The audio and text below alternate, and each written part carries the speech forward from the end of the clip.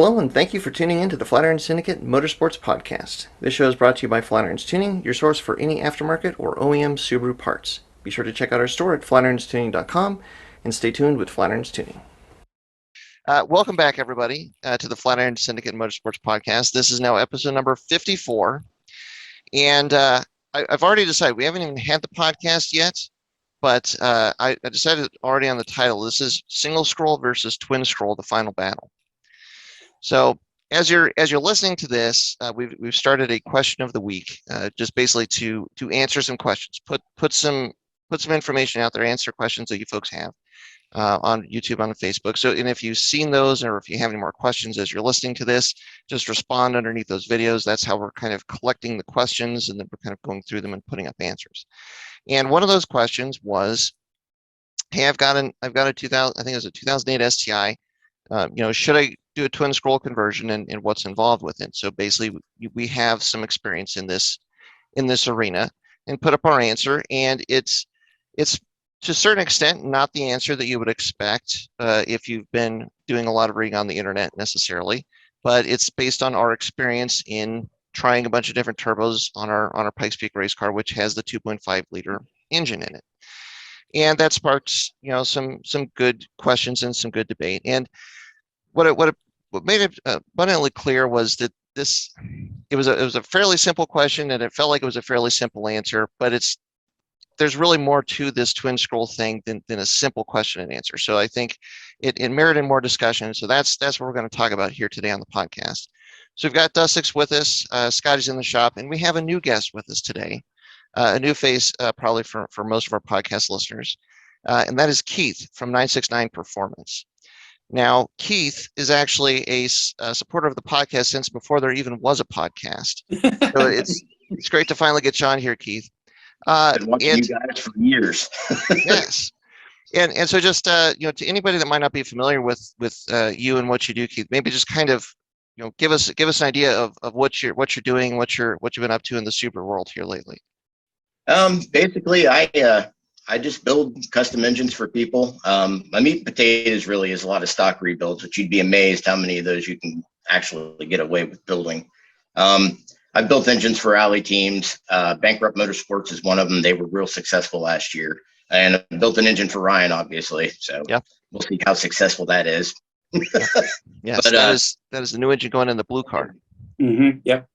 That's basically what I do. And, I experiment with a lot of things. I basically have a lab here in my house that I build engines that are prototypes for what I feel would be something I could use in the future. And, whatever type of racing, different forms of racing like that, rally, autocross, rallycross, road course, things of that nature. And I've even actually started to work on some off-road stuff as well. So very cool. Well, and for this discussion, you have also played around a fair amount with twin scroll turbos. Yes, I have. And that is what prompted us to get you on the horn and come on. And so I guess if, as I'll say at the beginning of this, if you haven't seen what we talked about, maybe go back and just look at the data that we had on that question of the week about, doing a twin scroll conversion. The Cliff Notes version of that is, so I guess when we started out building the Pikes Peak car, as probably many people would come into this, or if you're doing research on, best turbo for, your turbo Subaru, whatever, we thought that the best option for us going in was going to be a twin scroll turbo. And so we started out with the twin scroll manifold, and we ran a twin scroll turbo up until, I think it's last year, 2020, when we converted to a dry sum system and couldn't run it anymore. And in the process of that, it didn't work out quite the way that we expected initially. We tried a bunch of different turbos, and then now we've converted back to single scroll, and we're getting probably the best performance on our platform now with basically a single scroll version of the turbo that we had landed on with the twin scroll turbo, which is the Turbo Dynamics. It started out as the LM450, so it's a twin scroll turbo that's in the 30R family. Then converted it to single scroll, which would be the Turbo Dynamics 555, 450. So the same exact turbo, just with a different housing on it. And that now has landed us to the point where we're getting probably the best overall performance with this. So initially, and my response in the video was, I don't think it's worth doing a twin scroll conversion just because for a lot of people or most people. But there's a lot of people out there that swear by twin scroll. And I think, Keith, is it fair that you fall into that category? At least you really like the twin scroll turbos? For certain applications, yeah. I really believe it's application based. Yeah. If you're going to be doing road course events, I no. And drag racing, no. If you're doing autocross, rallycross, and even some forms of rally, if it's a 2-liter or smaller, yes, I'd recommend a twin scroll to a degree. But there's a caveat to that. Parts, depending on the rules, of course, with whatever your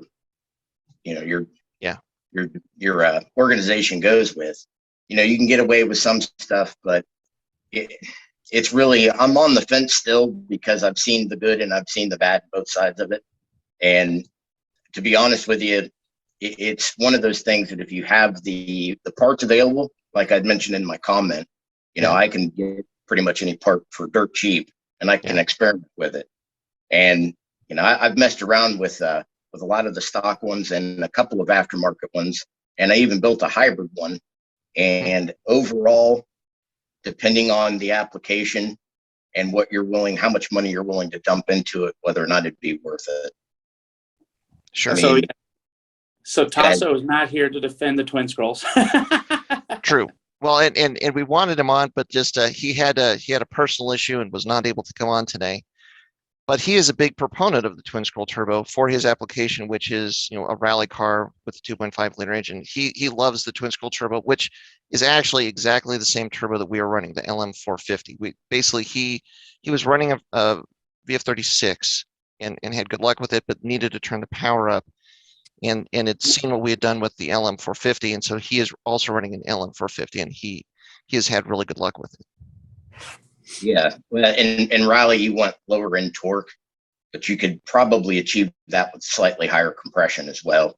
I ran a VF37 on a stock 04 WRX and tuned in and was very disappointed in it. It just did not spool. It spooled like a VF39. I mean, slightly, maybe a couple hundred RPM faster, but nothing to write home about. Yeah, that's the same turbo I got, Keith. Man. Yeah. You got a 37, don't you? Yeah. Yeah. I wasn't real impressed with it, and I think a lot of it had to do with the fact that it was a 02 or an 04 WRX 2-liter, no AVCS, 8.2 to 1 compression. So it just really didn't have it.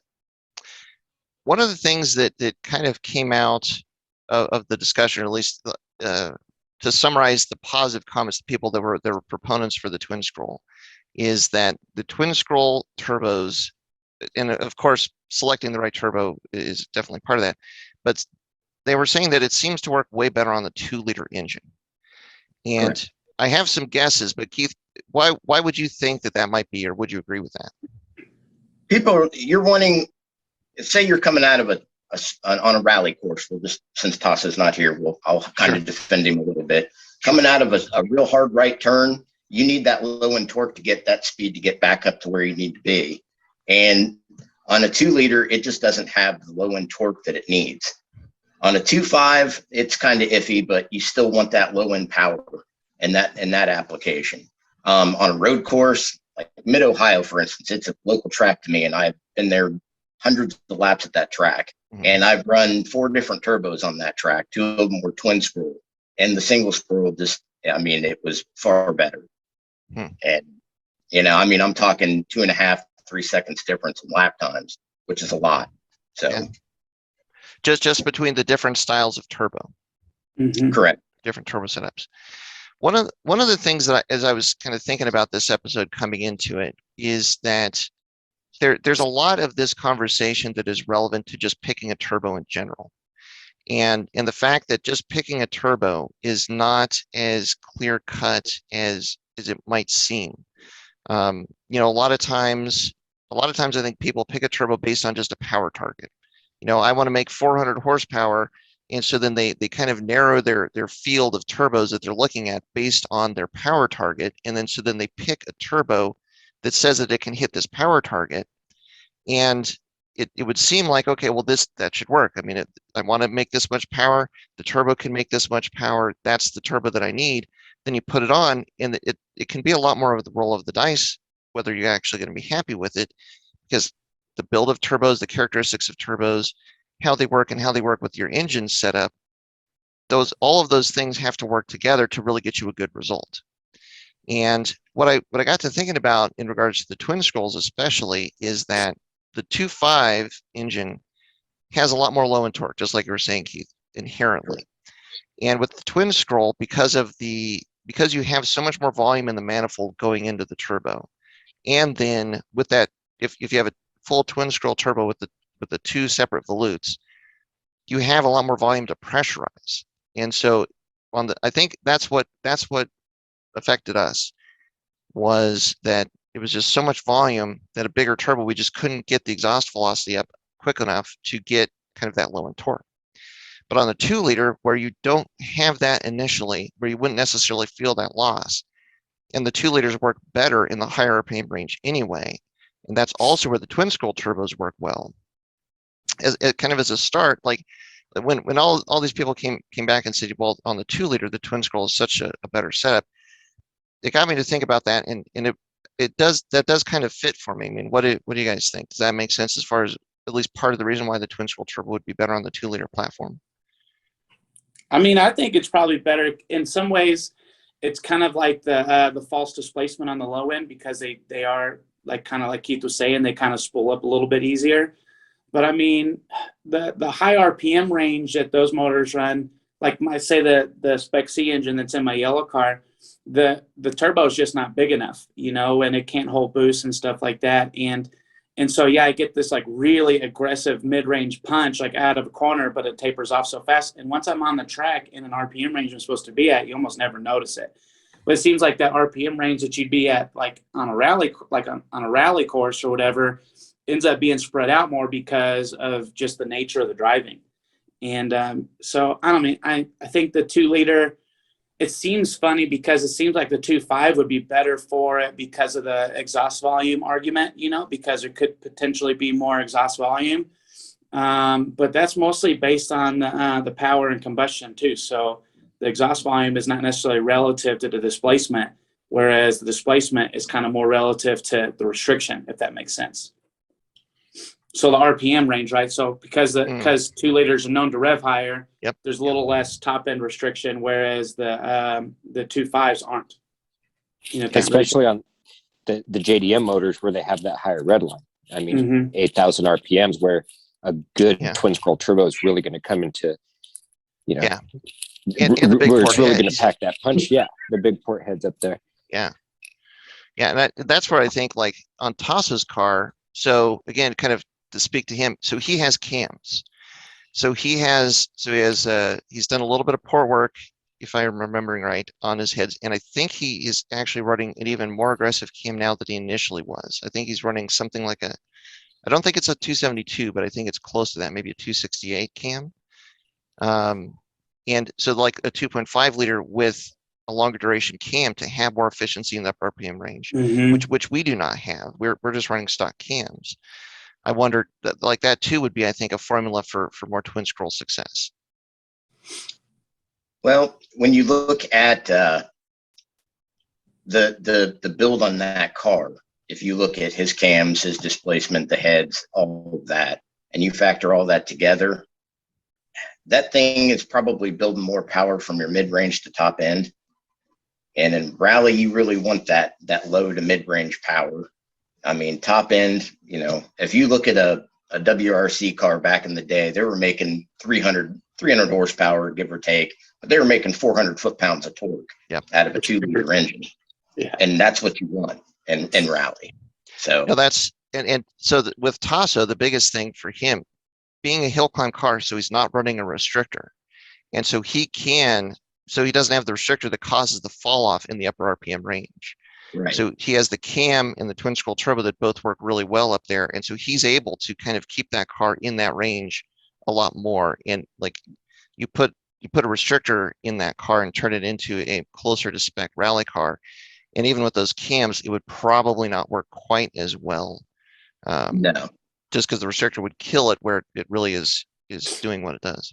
Of course, we don't have Tasso's dyno sheet at all to really see how his car makes power too. I mean, I'd be curious to see what his top end looks like. I mean, at PowerPoint, I mean, everyone speculates on what kind of power he makes, but I think he said the other day he makes like 340, 350 wheel or something like that. And you're talking about power, like the turbo for the output. I mean, it might just be like a sweet spot for the expectations out of that turbo as well. You know, like you guys are trying to break the 400 mark and with the same turbo, and it was just struggling to do it because there wasn't enough head to run the top end of it. But with Tasso's car, with the cams and stuff, I mean, maybe it makes that and shooting for a lower horsepower limit, maybe that works better for him. Well, we just touched 400 with the twin scroll, but we didn't have the punch of the low end torque, and so that was the most interesting thing when we switched to the single scroll. And again, we have to be fair. We switched to E85 as a fuel from race gas. We were running 104 octane the whole time. Basically, the whole time that the car was a twin scroll car. And then when we switched to single scroll, we finally made the switch to E85. But that's where we got a lot more punch in torque in the low end. And now we're making 460 foot-pounds of torque. And that more than the power number is what makes that car just feel like it's just so much more responsive now for our application. Now, Keith, speaking of getting a turbo to spool up in response, you have played around with ways to do that. But not just with the turbo itself. You've done some stuff in the engine. Yes. The last engine I had actually was 9.7 to 1 compression. It was a 2-liter. I basically threw it together probably about 3 years ago, and just to experiment with different aspects of what can work, what doesn't work. I actually ran a VF30 turbo on that, and I actually ran this, which is a 40 or the 440. I'll get it out. No problem. It is the HLA. It's the twin scroll version of the 14T that came on the WRX, but it came on the Legacy GTs. Okay. And I messed with it a little bit, and to be honest with you, I was at max boost by 2,600 on that turbo, but I got around 57 to $6,000, and the turbo's just like, I'm asthmatic. I can't do this anymore. And it just dropped straight off. And from stoplight to stoplight or autocross, it was great, but on a road course, no, it didn't.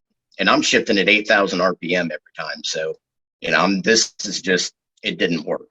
Now, I slapped on the VF40 and, same engine, 93 octane, took it out. And like I said, I was probably about 2.5 seconds faster.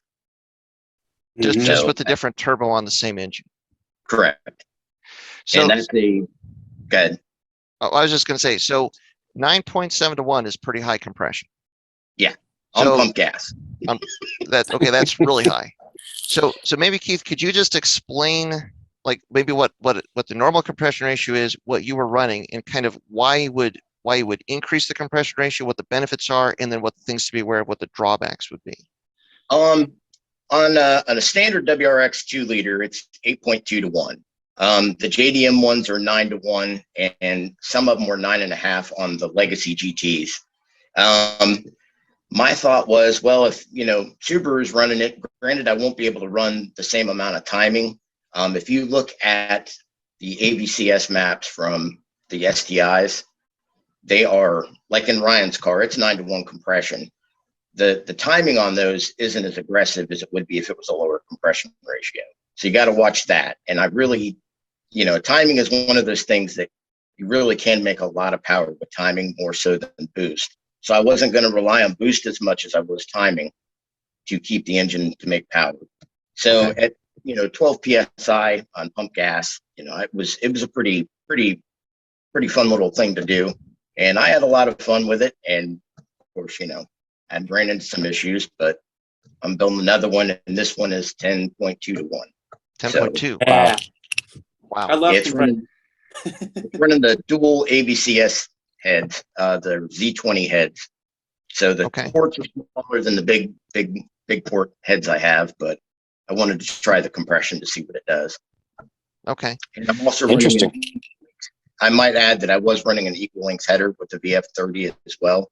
And that actually, I think, helped as well. I think a lot of people could benefit from that. Just running a slightly higher compression and an equal length header, you'd be amazed at how much power you can make with that car down low without having to go with a twin scroll on a 2-liter, of course. Sure. Well, and so maybe talk about some of the things you have to watch out for. Now, you kind of alluded to it primarily with timing as far as compression there, Keith, but maybe can you speak a little bit more to like, what was that? What was that, Ryan? What was that? Oh, somebody's knocking. Was somebody knocking? Yeah. Yeah. I've experienced some issues with knock that, I decided, well, I'll retard the timing a little bit and change the ABCS advancement. The actual maps I wound up using were almost identical to a US market ABCS map.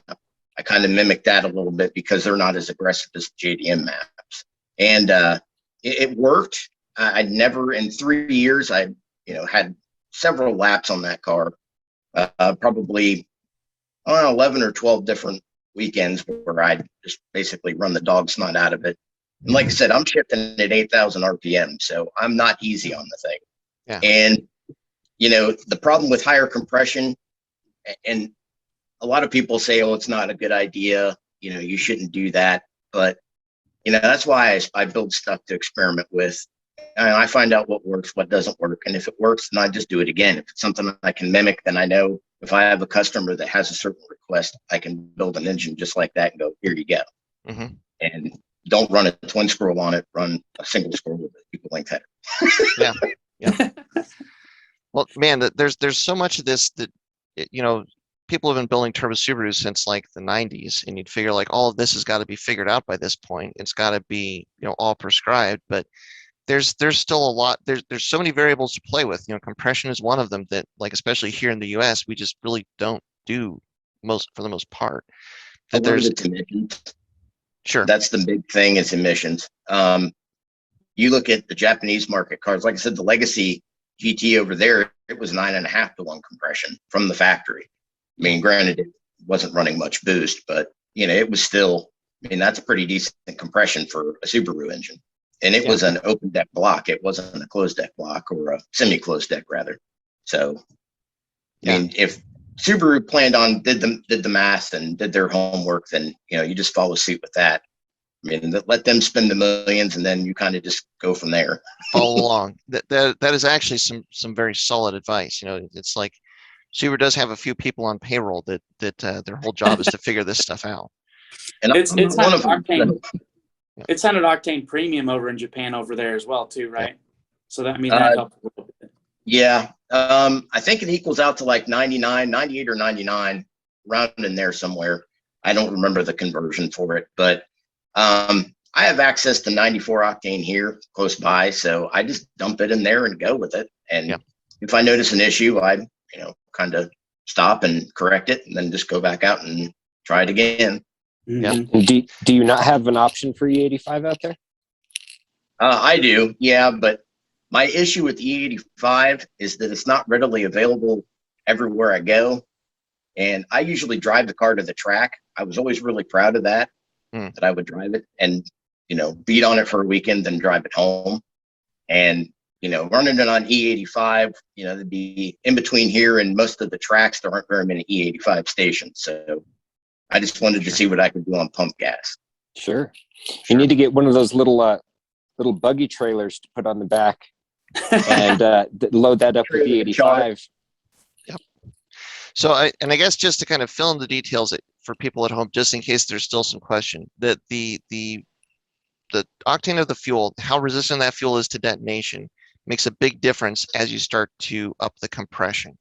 Because as you're increasing the compression, you're compressing that air and fuel intake charge more and more, which heats it up more and more, which makes it a lot more prone to go off before you want it to go off, which is what we're talking about with timing here. So that's where you have to be more careful, especially if you're running like, anything lower octane, like if 100 versus 94, the 94 would be more prone ignition with pre-ignition or detonation. If you're running 91, even more so, and so on. So that's where you just have to be careful with that octane rating and the compression ratio, and then the timing. So as far as when you're actually using the spark plug to ignite that air fuel mixture to try and get the optimal performance. And then boost pressure factors into that, because usually, I guess the general thing I would say is, generally if you're using forced induction, if you're running a turbocharger where you're forcing air into the cylinders under pressure, you generally back off on the compression to keep it so that you can run more boost pressure, and then you manipulate the timing and stuff, and then that makes it so that you can use a lower octane fuel more reliably. As you increase compression with a forced induction engine, because you're packing in it's say 14 pounds of boost roughly. So you're basically doubling the pressure in the cylinder versus atmospheric. At the compression, you're now compressing that air more and more, and you're basically starting out at like a 2-to-1 compression, and then you're going up from there, versus like a naturally aspirated car where you're coming in at atmospheric at best, and then that's where you can run like 10, 12-to-1 compression on a naturally aspirated engine much more easily. So forced induction and high compression, it's a delicate balance, I guess is what I'm saying. So but there's some benefits to it, but you got to kind of know what dance you're doing there. Well, as a rule of thumb, for every 4 pounds of boost equals 1 point in compression. So sure. If you're running 8-to-1 and you're running, you want to run a certain amount of boost, you got to add, for every 4 pounds of boost, you have to add a compression point. So if you're running 8 PSI, you're running 9-to-1 compression, but it's not all the time. Yeah. But a boost does create a lot of stress on an engine, a lot more than compression, but also the higher compression helps with spool and low end torque as well, at least, in my experience with it. So, Yeah. And so, the motor that Keith built me too, I wanted to run higher than the normal compression that the motor layout was going to be. And a big part of that was so I could really throttle a bigger, like an oversized turbo, which I feel like personally is better for track applications because of where the power band is, like road course applications. But being able to make sure that my little 2-liter would actually be able to spool, a big turbo to the power plant. I mean, I think compression helps with that too. Spool up a bigger turbo, maybe not run as much boost. Well, and that's an interesting balance to strike. And then like with the twin scroll or a single scroll, I mean that's part of that equation. Where do you want the turbo to come on? Where do you want to use compression to try and get the turbo to work? How much do you want to play with timing? How much do you want to be conservative with timing? I mean, these are some hard questions. That's where the experimentation comes in. So that's where you got people like me that I go out and do the stupid stuff so other people don't have to. Yes. Well, and to a certain extent, like there's another aspect of a turbo that the single scroll versus twin scroll, it kind of touches on, or it's related to that, which is basically the torque characteristics, or what the mapping of the torque looks like for an engine. So one of the really interesting things with Subarus is that they have almost looks like a mountain most times. Like the torque will come up, you're going to hit this peak for a very short amount of time, and then it just loops off and it starts to drop off as the RPMs go up. And with the single scroll turbo, I mean that's very characteristic of the single scroll. So the smaller the housing, the smaller the plumbing to get to the turbo, the earlier that peak is going to come up, and generally speaking, the sharper that peak is going to be. But with the twin scroll, because you've got less restriction in the exhaust, you've got, generally speaking, a larger opening in the turbo, the fall off is not as fast. And then like if you look at naturally aspirated cars, because naturally aspirated cars, they typically are doing things with the cams like with VTEC, or I can't remember what some of the other names for it, like BVTI, like the BMW Madness. IVEC. Yeah, they knows. they're playing around with the efficiency of the engine to flatten out that torque curve. Now they don't have the forced induction to play with, but having a flatter torque curve means that you have more of a progression in horsepower as the engine is spinning up, and that's where the twin scroll, that's more of a behavior like the twin scroll. You just generally don't have that dramatic fall off that you do with the single scroll, and so then that changes some of the characteristics of what it feels like when you hit power in the car too. If you look at the older Subarus, the twin turbo models, a lot of car manufacturers like Toyota, Nissan, they all had the sequential turbos. Subaru actually did that back in the late 90s with that. And even those engines still had high compression. They were still 9-to-1 compression. And when they started with the twin scrolls, there was a year there that they had the ABCS with single scroll on the 2001 to 2002 STIs. And then after that, they started with the twin scroll, but they went up to a higher compression. The version 7, we call it here, I guess, it had 8-to-1 compression, but the ABCS along with the single scroll turbo actually helped immensely with spool on those cars.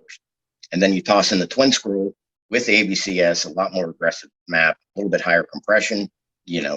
That's why it seems like it's a godsend for 2-liter. Yeah. But you slap that same setup on a 2.5 and you're going to run into some issues. It just doesn't breathe as well, like you said. Yep. Mm-hmm.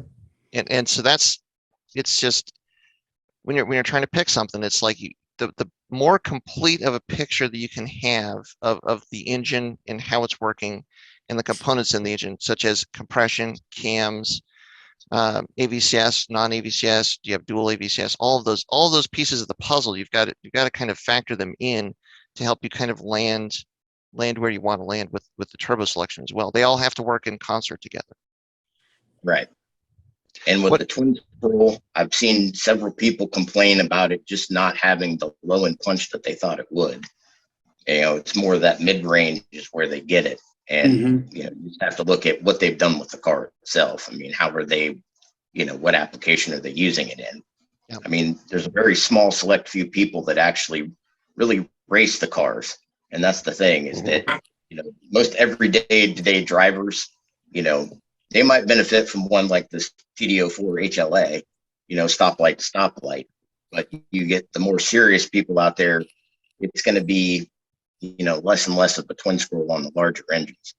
If you look at most of the modern cars, they all run in, 1.6 liter, 1.8 liter. I think even WRC is limited to 1.6. Yeah. They're running those turbos because, it's a smaller displacement engine, but it has 10.5-to-1 compression. Mm-hmm. So, yeah. And you have a lot more involved with it, direct injection, things of that nature. But So that brings me, there was another question that I think is worth addressing here, which is like somebody chimed in with an FA20 WRX. So the FA20 Right. WRX, that's running a twin scroll turbo from the factory, but it's in a totally different location. And Right. it's also a direct injected car. And so I probably should have done this at the beginning, but now for the good people that have stuck around to the middle, we'll clarify that everything we've talked about to this point is on the EJ series engine, which puts the turbo a long ways away from the engine. But these new FA engines that put the turbo a lot closer to the engine, and they're running the higher compression, that's where they're able to make that twin scroll work a lot better for all of those reasons, from high compression, direct injection, and the placement of the turbo. So in a lot of ways, there's some big benefits that configuration has over the older EJ series configuration, because you get all those benefits. You have things like twin scrolls work really well on things like Evos or the FA20 that have short runners in the exhaust, short runners from the heads to the turbo, where there's way less volume to compress, to actually get that turbo to spool up. The twin scrolls on the Evos seems like it's one of the best things you could ever put on a car. We found that the twin scroll on our 2.5 Subaru with, basically stock heads, stock cams, it just really wasn't the way to go. I mean, really playing, I think, with the bigger twin scroll turbo on some of these FA motors, I think would be really fun. Well, now with an FA24 especially. Yeah. Have you seen how complicated the plumbing is when you start getting into the wastegates and all that stuff on those FAs? Oh, yeah. I saw there was an FAWRX that was for sale, a pretty nice car, and they had like the undershot of just the turbo manifold without the turbo on it. And it's like this turbo manifold, two big ass fucking like 44 millimeter, wastegate dumps, and like nothing was hooked up to it. And I was like, God, how's there like enough room for any of that stuff in there? I mean, there's a lot of complication in those exhaust systems and the big aftermarket setup. Keith, you probably know of a big time attack driver who swears by twin scrolls, right? I know a couple, but I'm not going to mention any names. You know, I'm just some dude in Ohio, man. That's really all it is. Dewey, I was going to mention Dewey. Dewey's running 600 plus wheel horsepower in a big Borg Warner. And when I saw what they were trying to do to get their oil plumbing for their dry sump, like, because it was a couple of years ago, I mean, there was just so much exhaust and so much shit going on underneath there. And it's just hard to believe that all the effort that they did to get the twin scroll to run good in his car was really worth like the time. I mean, that just the space and the material and 2 wastegates to tune and just sounds awful, you know. Lots of a lot more variables. You know, I mean, Yeah. if you've got the 2 external gates, you have to then plumb and make sure that the vacuum lines are routed properly and stuff. But I mean, to back up and to your point, Scotty, I think the one thing to keep in mind is with the twin scroll turbo, the closer you can get it to the engine, the more optimal it becomes. And you think about it, like you think about the issue that we ran into with the big Dom 3 twin scroll, where we just didn't have the exhaust volume. Well, it's like, well, if we could have bolted that Dom 3 to the cylinder heads, that probably would have been an amazing turbo. Sure. And like on these Evos and stuff, and on these newer cars, like I'm thinking too of like the Focus RS, where basically the exhaust manifold is the exhaust manifold of the turbo, and it bolts directly to the cylinder head. You can put a bigger turbo. It's a twin scroll, which you want because then you have the larger volume. So being right on the head, it's not a restriction. And then being a bigger turbo, now that's where you can turn the boost up. Like when we were playing around with Mike's RS, I think with the Cobb Stage 1 Plus map, it was making like 28 pounds of boost or something. It was crazy. Right. And it sounded like an airplane taking off at idle because it was just ready to go. But it's that turbo placement. So with Subarus, we don't have that advantage. We're kind of moving in that direction. And that's something that's kind of exciting with these new direct injected engines. But it has some other issues. But if they can get it all figured out, it could be really cool. It could be like this next phase for us. A lot of that deals with heat too. The hotter you can keep the exhaust gases, the quicker it'll move through the exhaust to that turbo. And with there being 20 feet of exhaust tubing on an EJ to the turbo, that's you're going to lose a lot of that heat. Yeah, it's a lot. And that's that's just me. Like I said, I've messed around with enough of them to realize that I'm happy with the VF30 that I have. It's never let me down. So yep, it's a solid turbo. Yeah, very reliable, tried and tested. Yeah. Keith, are all the factory Subaru twin scroll setups all on equal length manifolds, like the factory manifolds equal length? Yes, but there actually is different flanges. In the like on the TD04 HLA, I got it right that time. Yeah. The actual ports on the exhaust are smaller. Going up to the turbo itself, the ports are actually smaller. On the VF series, they're larger because it has a larger turbine housing. It's the P25 turbine housing, I believe. And it actually has larger ports going in, and the flange is actually different where the turbo mounts to it. And the video, you guys were showing the mounting hardware for a twin scroll, and I have it somewhere here in the shop, but there's a lot of metal right there just to hold that turbo in place. Yeah. And it is a nightmare. If the engine would be in the car, I would not want to have to change that turbo. There's just so much stuff in the way there. No. And what's really weird is there's only, so on the standard single scroll, there's 5 bolts. I think I'm remembering that right. There's 5 bolts to locate the turbo. On the twin scroll, there's only 4. And there's one of them that is next to impossible to get to in the car with everything else there. Right. It's doable, but you're gonna have to exercise some swear words to get at it. As long as there's no women and children around, I'm okay with that. That's right. But, That's right. But yeah, and this actually, if you look at the VF turbo, they're on the same car, the VF38. It actually only had a single port on the exhaust, where this one has 2. It's actually 2 separate. And the VF38 was actually I think it had a titanium or a turbine wheel on it as well. like the 36. Yes, it was also, I believe it was a ball bearing turbo as well. The 36 was, the 37 brush bearing, Right. and then you have the VF43, which actually has the same P25 exhaust turbine, but a VF22 compressor wheel, which is actually the largest factory turbo that Subaru ever produced. The VF22, yeah. Right. And that one, I've never gotten a hold of one of those. I would like to. I believe they put those on the Spec C type RAR back in 2006, and Okay. they're next to impossible to get. Yeah. So It's such a bummer that like with the Spec Cs and stuff and like the S series, like the S2, like the S209 turbo is pretty ridiculous. But like it's I think what was our cost on that, Scotty? It was like $4,000. It's like $3,800. Yeah. Yeah. So it's like it's an amazing turbo. It's technically available, but nobody in the right mind would ever purchase it, I don't think. There are people that will do that. One particular person. Mhm. I'm not mentioning any names again, but he purchased that. And it's kind of funny because my aspect of that was I like to see how much I can push all the stock components. Mm-hmm. So my thought was I'll just run a stock turbo, get the biggest one I can, and see what I can do with it. And then the S209 comes out, and the next thing you know, there are people purchasing that, putting it on the car and going, well, it's a factory turbo.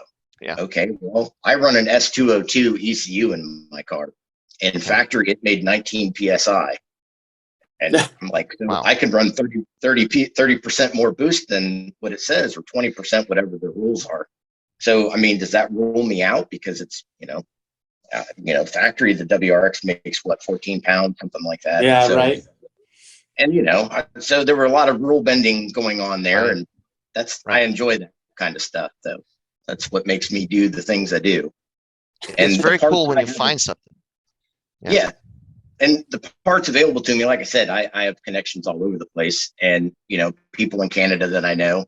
I can get just about any JDM part I need, but at the same extent, it's not worth the hassle if it breaks, because then you don't know if you're going to find it again. Yep. So, right. Like your transmission we were talking about the other day. Come on. Drive transmission, yeah, I'm going to be waiting for that for a while. That's going to be, but Well, and I wanted you kind of had touched on it with the Borg Warner. I wanted to have a conversation too about like big turbos and twin scrolls, because that's something that people were asking in response to that, and that's it's worth a conversation there too. And I think big turbos and twin scrolls kind of falls in line with the engine build, the engine RPM, like where are you going to be running the engine, and then like cams, valve train, all that sort of thing. I think at that point, if you're running a really big turbo and you're looking at twin scroll versus not, that's where you've got to make sure you've got the engine that can flow where that turbo is going to work. So I don't know how much you played around with that, Keith, but if you had any thoughts. There are several companies that used to make twin scroll turbo kits for these cars, and they quit making them because they just, they weren't producing the power that people were expecting. At least that's my thought. I've messed around with a couple of the T-flange type turbos, Garrett turbos and stuff like that. And again, it was negligible at best. I mean, it's hard to compare, a VF30 to, a GT30 turbo. I mean, there's really obviously that comparison is just not even worth making. Yeah. But the 3.0 is the similarity. Right. Yeah. But when you're making the kind of power that some of these people are, you're making 500-600 horse. Really, you're not concerned about low end torque. I mean, at that point, you're building a full out drag car or something that's going to see a lot of high speed. You're not going to be too concerned. It's like being concerned about gas mileage. It's just not something that really feels, a benefit. You're telling me I can make 600 horsepower, but I'm only going to get 6 miles to the gallon? I'm out. That's pretty good. I'm out. I've managed like 17 on the way to Pittsburgh International Raceway once with my car, and that was babying it the whole way. Sure. one of the interesting things that I find like really counterintuitive on big horsepower builds is one of the problems I noticed that Dewey was having a lot with his big twin scroll setup was too much back pressure. And he was blowing out a lot of exhaust manifold gaskets at the head. And for me, that is just like mind boggling, but maybe that's part of the problem. Maybe it ends up becoming like one of the things consider when you consider your build is that, like Keith's saying, if you're building like a 650 horsepower time attack car, are you really worried about what it's doing at 4,000 RPM when it's revving to like 8,500? You're probably not.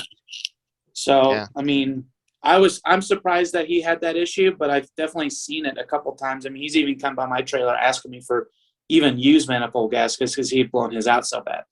Wow. And so, like back pressure, you wouldn't think would be an issue with a twin scroll setup, but when you look at how complicated his exhaust manifold was, it could be part of it too. So like the packaging itself in such a high horsepower application was probably detrimental, could be detrimental, and the task it had at hand, you know. And I wonder too with the twin scroll, like one of the weird things that we ran into was, especially with the block turbos that had the full twin volutes, so that when you were opening the wastegate, you were opening basically it was like opening two wastegates instead of one wastegate. We had to run a much higher wastegate duty cycle. I want to say with that Dom 3, we were starting at like 80%. And I wonder, like, as you get a bigger turbo and you're trying to make like, I don't know, 30, 35 pounds of boost, like a lot of boost pressure, if you're going to have to hold the wastegate shut because you've got to get the exhaust velocity in the exhaust pressure up in the manifold to the point where it can spin up that turbine wheel. And with the twin scroll, you might have to be a lot more aggressive with that wastegate duty cycle, which could then build up some pressure or back pressure, kind of like what you're saying, Duzix, and take out your weak link, which might be an exhaust manifold gasket or something. Could have try adjusting your AVCS maps and see how that affected it. But sure, I mean, you know, that's again at that point when you're making that kind of power. Yeah, I don't really see low end torque being the biggest concern. And I'm part of the old school KISS principle, to keep it simple, stupid. Yeah. You know, I mean, that's me, you know. Yeah. But I honestly believe, you know, there's cars out there making, you know, 800 and 900 horsepower and they're concerned about low end torque. No. That's buy a Corvette. Yep. Add some cylinders, maybe. Yeah. Maybe 2, maybe 4, maybe 6. Who knows? But yeah. One of the interesting things kind of in our path that to find the turbo that we did land where we did, what that was interesting to me was you're basically going over to Europe and finding this turbo manufacturer because they were using a smaller exhaust side. And like you can kind of tell with a lot of the US turbo manufacturers that everything was kind of about that horsepower number. And if you're hitting a number. And it's one of the things that in that process, we kind of realize how tricky it can be if you have a number in mind. Like, I want to make 500 horsepower, and like that is the goal, that is the number that you have in mind. And there's not a consideration for, okay, well, what is the car going to be like? What is the power band going to be like to hit this number? And then also, like, what are their aspects of the build are you going to have to choose parts for or make concessions with to hit this number? And I think the higher that number goes, the more those concessions you have to make. Kind of exactly what you're saying, Keith. Like, you can't really worry about low end torque. Like, all of a sudden, low end torque becomes, you know, what you're making between 4,000 and 5,000 RPMs. If you're going to try and make like 700-800 horsepower, things change dramatically, and a lot of times that's a blind spot. But that comes back to like really putting everything into focus to what turbo you want to get. If you really want to make 500 horsepower, but you're not making it till 5,500 RPM on a 7,000 RPM redline. I mean, if all you really care about is that horsepower number, which a lot of these kids do, then I mean, fine, but you're not going to be happy with the way that car performs. It's like Nigel's turbo was that Tomioka. Yeah. No, his was an arms turbo, wasn't it? Like a big Tomei arms. Yeah. Yeah. It was like 5,500 RPM, you know, to reaching that top power number. Yeah. These kids aren't really thinking a lot about that. To do a big twin scroll turbo, it's going to be the same thing. You're going to hit that at 5,500, 6,000 RPM.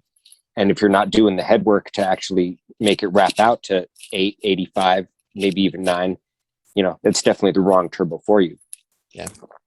There's other parts that, thinking about Nigel's car, not necessarily that Nigel's car had this problem, but just like we're talking about a turbo, and we've talked a lot about the exhaust going to it, but a lot of people just like these front mount setups that are too big, the piping sized incorrectly. I mean, there's a lot of reasons why if someone's looking at their current power output and they're like, man, I don't like how I'm making power. Like, I need to do a twin scroll so I can make power sooner. Like, that sounds like an equal length manifold versus like the stock lock manifold would help your early spool. Looking at your charge piping, am I running 3-inch charge piping when I only really need 2.5? Like, there's so many variables, and I think people get hung up on the buzz one. Like, ooh, if I just had that crazy twin scroll turbo, and we still want to have all the same results, And truly, I think that is, you want a simple solution. That is what we all want. Is we want something like simple that just, it's this one thing. But it's almost never going to be that one thing. And you have to, like, if you have a car that you're not happy with the performance of, you have to take a step back, think about every aspect of the build. All right, what cams am I running? What exhaust manifold am I running? What turbo am I running? What front mount am I running? What's the plumbing of the front mount look like? What injectors? Like all of these things. Am I running AVCS? Am I not? Like all of these things, you have to sit back there and look at the total picture of the whole engine build, the whole functionality of the engine as it sits, and think about every one of those pieces of the puzzle. Like which one of these or how many of these could be affecting the car negatively, and start trying to address one or two of them, and then versus just trying to go for a magic bolt solution by changing out something as big as a turbo, which I mean, maybe you're going to get some benefit, maybe not, but it's hard to say. And like I put in my comment, it's whether or not you really need it. Yeah. I mean, that's a big thing. And like I said at the beginning, application is really the biggest thing. If you're building a car, you're going to be driving back and forth to work, and occasionally you're going to be, taking it to an autocross event or something, then you're looking at something. You don't need to upgrade your turbo at that point. Wait until you're doing actual really high horsepower stuff. I mean, that's the thing, is that people don't look at the entire application of what they're going to be doing with the car. Most people want a show car, a race car, and a daily driver on one, and you can't do that. Yeah. I mean, you got to pick one. Yep. Driver an occasional track car, and it pays for it. So I mean, I paid for it actually. I probably could have bought that Ferrari with what I put into my car, but but wouldn't have been nearly as much fun. No, it wouldn't, not at all. Yeah. At Mid Ohio, I actually passed a C6 or C7 Corvette in one of the turns there at Madness in my car. Yeah. And that guy came over to me at the pits and was like, I don't understand. He wasn't very familiar with the track, so I'll give him credit where credit is due. There's no way that car is going to be slower than me. But he was really interested. He's like, I could not take those corners as fast. And he wondered if it was the all-wheel drive. I'm like, no, not really. I have crappy tires and whatnot. It's the driver. And you've actually guys have touched on that before too. It's really the driver. And the fact that I have hundreds of laps at that track. So, sure, it's fun, and I can't knock it at all. It's a hard platform to be competitive in, because people are like, it's all-wheel drive, so we're really gonna push you hard with penalties. Like in Scotty's case, with NASA and whatnot, they really pounded on you. Yeah. It's that, I mean, that is the fun thing though, is taking this car that you see, driving around on the street, going to the grocery store, going to work every day, and then go out there and you pass a Corvette, or I don't know, Scotty, maybe a Viper or two, and make them come up to you and go like, what is this thing? How much power are you making? Like 7,000-8,000 horsepower? No, like 290.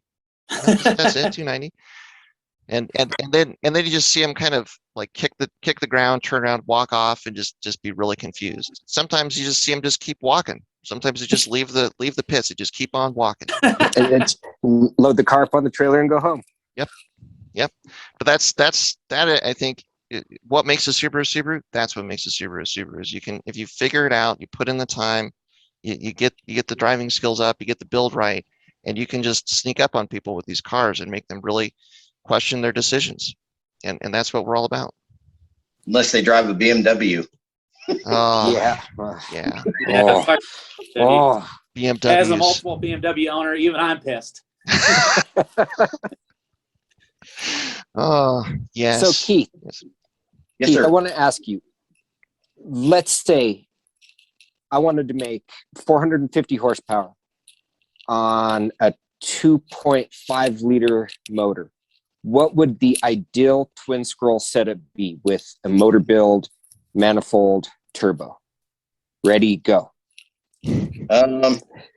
Wow. Yeah, they don't make good kits for those anymore for the 2.5s. I would say probably an equal length header with a good turbo would get you there probably a lot happier and for a lot less money. I mean, let's face it, we're not, Travis Pastrana. We don't have an unlimited budget. Sure. So I would say that would probably be the route I would go. You'd be happier with that. Plus your car is dual ABCS, correct? Correct. And it's not something I would ever do. I just wanted to know like your opinion on the best way to do a twin scroll setup for that horsepower. I mean, to be fair, well, to be fair, we got close.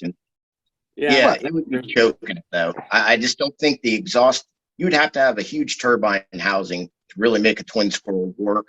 If you wanted it to see the magic that they call it of a twin scroll at that kind of on a 2.5, the piping would be huge on the turbo, and you wouldn't be able to. Maybe if you mounted it down low, like where the drag racers do, you'd probably get a good twin scroll out of it. But they make a big difference. Again, that's making it a lot more complicated than what it needs to be. Sure. And 450, that's really not that difficult of a number to hit. You could probably do it pretty easy with even the stock exhaust manifold. The thing is, if we were going to go back to a twin scroll, what I would love to know is what we could do if we had cams, like a stage 1 or stage 2 cam in our car, and push that red line up. Yeah, and be able to like shift it like 8,000 instead of 7,000 RPMs. I think if we You'd have to watch. go ahead. You have to watch your duration on those. That's where it'll get you. The exhaust, because the exhaust will be coming in and scavenging from the other cylinders, and you got to be careful with that. Your load separation and things of that nature, all that comes into play. I'm currently messing around with mixing JDM intake cams and US market exhaust cams to see what I can come up with to see how it helps with spool a little bit. And, granted it's stock stuff, but that gives me an idea of what I can do in the future if I decide to actually put cams in the car. Yeah. Well, and with those exhaust cams, like if you get the cams that you can index and then play around, like set your exhaust phasing, but then and play around with that and see if you could optimize it more for high RPM efficiency. Again, sacrifice the low end, but then make up for it with an engine that can rev higher and be reliable, like say up to 8,000 RPMs. It'd be interesting. I mean, I usually set my red line between 82 and 8,300. So, and that's, on stock parts, which they say you're not supposed to do, but I did it for 3 years. So, but on the 2 liter, to be fair. Correct. Yes. But yeah, I mean, that's that. And there again, that's, I think the 2 liter conversation, part of the conversation, that's it. It's so much happier revving that high. Right. That's, I need to get that Roger Clark madness going and get that like 10,000 RPM red line. And we also need we need the twin belts too. Yeah. Twin timing belt. Yep. Why not? I built a 2.3 liter that would go to 9,000. It was a bit of a dog though. The compression was like 7-to-1. So, I could run 24 pounds of boost on pump gas with, without any issues, but it was a dog. And the turbo I had on it was really awful too. It was a TDO 620G. So, 6,000, it would start spooling. So, I mean, it was just, it was an awful. Was this a D-stroke 2.5? So like a 2 liter crank and a 2.5? Yeah, that was back. 2010, 2011, I think is when I built that motor. I've heard of a couple of those, and that's like if you can run a lot of boost in them too because it's such low compression. Actually, that engine design lends itself better to making more power because it has a larger bore and a shorter stroke. Yep. That engine design is great for making more power, but it's not good for, again, gas economy or efficiency. But that is a good engine. That is a good middle ground for making a lot of power. That's why the 2.2s did so well. Yeah. Yeah. You've got a 2.3D stroker in the works right now for your personal car, right? To play with. Yeah, it's currently on its way to the new shop. So, yeah, I'm messing around with it a little bit, messing with, compression ratio ideas and stuff with that. But that'll be next year. We'll see what happens. I'm gonna say this just in case they hear it, because maybe it'll twist their arm. I know that Turning Concepts is playing around with a +4mm 2.3D stroke engine, and I've got some information about it, and I'm trying to get them on to talk about it a little bit more. But it's a really interesting platform. But it's one of those things like kind of like twin scroll. Okay, maybe that's the optimal, like the 2.3D stroker. There's like on paper, there's a lot of box that build checks as far as like you're saying, keep the build for power and such. Right. But it has to be the right application. Yeah, And I mean a closed deck if you're trying to make power too, because it's small, thin cylinder walls, big piston bores. A lot of things about the EJ 2.5s that make them reliability madness too. Can for sure. Yeah. And I guess I never quite finished my point, but I'll go back to it now, which is, going to a European manufacturer for turbo, that everything is smaller. What was so interesting there is like going with smaller architecture on the 2.5 engines, kind of going away from like what is the standard over here of like, okay, well, everything needs to be big on the exhaust side, and seeing what that 2.5 liter engine is like when you kind of like go with the smaller hot side of the turbo. Which is what Turbodynamics has done, which they did that because they're putting it on the 2 liters, but then you put that smaller hot side on the 2.5, and it's interesting. And like, I remember when Cobb came out with their 20G, and it's a TD05 20G, which is the smallest exhaust housing for 20G, and it seems like, well, that just doesn't make a whole lot of sense. But then all of a sudden you have all this mid-range, and that's when you get like these high torque peaks, because that small exhaust side lets things spool up in that mid-range and give it a different characteristic. It's just another example of how complicated things can be, and how you kind of have to look at all these little pieces and how they work together. And like you're always making a compromise, and you're always getting a benefit. You just have to try and balance that decision process out to get something that really optimizes it for you, if you can. It boils down to the old adage that an engine is nothing more than a fancy air pump. The more air you can get in, and the faster you can get it out, the more power you make. Yep. I mean, and that's, whether you're doing it naturally aspirated or with a supercharger or turbocharger, you still have to be able to get that air out of there. And if you're at any point in time you come across a bottleneck in that exhaust system, you're sacrificing power, and you're sacrificing low end power as well as upper end power. It's all making all the components work together to get the achievement, the goal that you're looking for. If you're just looking for 500 horsepower, you can slap on a 20G and just go with it, bigger injectors and etc. But if you're looking for something that's going to be, really good for a period of time on the track, if you're doing time attack, or if you're doing, NASA or something like that, that 20G is going to be garbage for the most part. You're going to want something that's going to create that power band that you want. And a twin scroll will work, like I said, if you're doing, where you have a lot of tight turns and you're not a lot of high speed sections. I think that's where a twin scroll would work, but you have to add in the other factors. You can't just slap a twin scroll on and expect it to work right. Yeah, there's so many other factors that are involved in that. And again, that goes back to what you were saying, put all the pieces together. And, I'm an adage of keep it simple. And I've heard that many a time. So. Yeah. Well, and it's maybe one of the best places to start and to think about it is to go out on track, drive the car, try and get a real clear picture of how the car behaves as you're using it. You know, as you're going around the track or the tracks that you would typically drive, where does the car feel like it has plenty of power? Where does the car feel like it doesn't have enough power? Like if it's top end on straights, is it coming out of corners? Is it a throttle response issue? And then kind of, again, look at all of the aspects of your build, all of the aspects of this fancy air pump called your engine, and which of these aspects could be detrimental in the areas where you feel like the engine is deficient, and then just try and use that as your basis for making changes to try and optimize it. And that doesn't necessarily mean taking a big swing right out of the gate. Sometimes it's a small change here, a small change there. Yeah, you don't cut the tree down with one swing. You don't. I do. I try to save time. Yeah, and I think a lot of things that people, they read on the internet, oh, twin scroll, it's the best, and then they jump on that bandwagon. They don't look into it and research it more and actually talk to people that have experimented with it or tried it.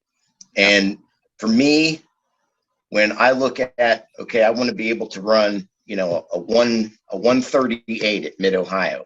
Well, in order to do that, you know, I'm going to have certain ability to drive, better tires, you know, maybe not so much more horsepower, but the suspension may need more, or something like that. But all those pieces go together. And if you're wanting to build power with a twin scroll, it's just, you know, like I said, you'd be better off just putting the turbo down in front where the drag racers do it and going that route. Because that heat transfer, you're losing so much of it. And I think a lot of that is why Subaru bumped up the compression on those engines, was to keep that heat in that exhaust to spool those turbos faster. Yep. They knew that they had the higher octane fuel, so they could they weren't paying a penalty for the high compression, so that they could get the benefit of the high compression with the 100 octane to get the spool up. And then they're using, if you look at the ABCS maps on those, I mean, some of them are ridiculous how much advancing they have on those ABCS cars in Japan. Wow. And you know, other parts of the world, it's double what they are here. But again, they bring here, it's all about emissions and selling a car. You know, not everybody's going to be able to buy an S202, which, you know, to me, that was the last real driver's car that Subaru built, but that's my opinion. Bug eye too. So, you know. Hell yeah. Yes. PD Master Race. Yeah. But, well, I mean, and that's a really great point there, Keith, which is that the 207 is just over here, for whatever reason, it is just, there's a lot of people that really think that is the best engine, and it is a great engine, but you've got to look and think about all of the different aspects of what went into that engine. It's like, what are all of the pieces of that build that made the 207 what it is? Compression is part of it, the AVCS advancing, I mean, that's going to be a huge part of it, and the timing, and then the fuel that it was designed to run on. All of those things are big pieces of the puzzle. And I mean, I think we fell into this. I'll say I fell into this, just like looking around and not having a clear enough picture of, okay, where is it that a twin scroll really works best? What are the key pieces of the puzzle that you need to get a twin scroll to work best? And that's why we made so many mistakes, or I made so many mistakes picking the parts at the beginning, because I just didn't have an understanding of all of the pieces of the puzzle, and how important and how much attention needed to be paid to all of those specific aspects to really get a package that worked well. And we made do with it, and I think we made the best of it for a while as we did, because running a 5-speed, having a turbo that spooled up so late and such low torque, I mean, I think that 5-speed lasted 4 years, and we never had an engine-related failure of the 5-speed. So it kind of worked, oddly enough, but it wasn't ideal. And so then now that we've played around with it a lot more and have a clear picture of all those things, that's where we're better informed. We've landed in a better place. And, you know, overall, that was the goal with that video that we put out, was to kind of let people see what we've tried, what our results were. And that's where I want to, you know, get the dyno sheets up and like, here's what each one of these things did on this engine. And really, like, if any one of these is what you want, well, I mean, this is what it did for us. There you go. We laid it out for you. Yeah, here's a shortcut for you. But you know, even as far as that path has been, or as long as that path has been, I mean, I think there's still I think we're pretty happy with it, but it's still kind of looking forward to like, okay, what could we do? What is the next phase? What is the next step? Leave the motor alone is what the next step is. Well, you know that, but they don't know that yet. I don't think. I think it's also worth mentioning too. I think a big upside of that question of the day response was that it's not just a turbo. If you're like on an STI or even just on a WRX that's, in an EJ platform, I mean, it's exhaust, it's headers, it's up pipe, it's turbo, it's the mounting brackets, it's the downpipe. Like every bit of that whole assembly is changed out. Whereas for a lot of people who are trying to decide what they want to go for with their TDL4, I mean, a VF39 or VF34 is like a huge increase in power for not a huge investment. Yeah. There's simpler paths to make, to change that one turbo piece out. Mm-hmm. There's simpler paths to get to, a good power band in a good number versus going to the twin scroll setup. Mm-hmm. Way cheaper path. Path. Yeah. Yes. Yeah. Well, very cool. Well, as we're winding down here, I guess, is there any other questions or thoughts that any of you guys have that would be worth making about the decision to go twin scroll or not? Or have we pretty well covered it at this point? I think in this case, this is one of those situations where twins are bad. Just saying. Interesting. Okay. All right. I'm still on the application fence. If you need it and it suits your application, then go for it. And if you have, the ability to put all the parts together, then go for it. If not, then just stick with what's easier. Yep. It is not a simple silver bullet that works better in all applications. And so Right. hopefully, and I guess maybe that would be the best piece of advice is get as much good information as you can if you're looking to make a change as substantial as that. Mm-hmm. And the key one there is talk to people that have done it. Look at actual dyno sheets of people that have done, like if you have one or two twin scroll turbos that you're looking at, get as many dyno sheets from that turbo or those turbos as you can, and get as much details of the build as you can, so that you can make as an educated decision of like, okay, my build is very similar or exactly the same as this person that's running this same turbo. So I can say with reasonable certainty that I should have similar results to this, versus just kind of, like basically people saying, well, I have X turbo and it spools at this RPM and I make this much peak horsepower. Without seeing a dyno sheet, without knowing more about the build, like you kind of have to discount that. Like, okay, I don't doubt that you're telling me what you know to the best of your knowledge, but you can't factor that into your decision because you don't have enough information to substantiate that to really factor it into like, okay, then this is the direction I should go or not. More information is always better. Yes. Yeah. And if you really want to run a twin scroll, go buy an Evo. No. Or maybe a new STI that comes with an FA24 that has it. Well, that'll probably come with the twin scroll. Yeah. Just a guess. Yeah. Just a guess. I don't know. Yes. Well, very cool. Well, thanks very much for everybody. Oh, go ahead, Keith. Go ahead. And it's still not making 400 horse. I mean, that's disappointing. I really expected the new ones to be making at least that. The new STI, they have power numbers out. No, I've been told by certain individuals that it still won't be it won't be 400 horse, which is really disappointing. And you're still using a bigger engine, which I don't understand. I mean, in Japan they can get 320 horse out of a 2-liter, but over here they can barely muster 300. Yeah. Well, 100 octane fuel. I mean, that's going to be a big piece of the puzzle, especially with that direct injection. I mean, I don't know. I've tested that, but my results may vary, I guess. Right. Yeah. It's if they do it right, it should be close to 400.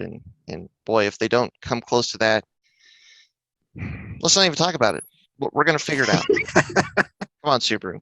All right. Well, thanks very much to everybody for listening as we're winding this down. Really appreciate it. Appreciate your support as always. Keith, thank you so much for taking the time and sitting down with us and sharing Keith, all your knowledge. It was good meeting you. It was good meeting you. It was good having you on here. Yeah. Scotty, run higher compression. You'll beat the BMW. No, I can't afford. I can't afford it. We'll work on him, Keith. We'll see what we can do. All right. Well, thanks much All right. for everybody. And until next time, as always, stay tuned with Flatirons Tuning. We'll see you guys. Thanks everyone for tuning in to the Flatirons Syndicate Motorsports Podcast. Once again, we'd like to let you know that your support is what makes this show possible. Be sure to check out our online store at flatirons.com for any of your aftermarket or OEM Subaru parts needs. And as always, stay tuned with Flatirons Tuning.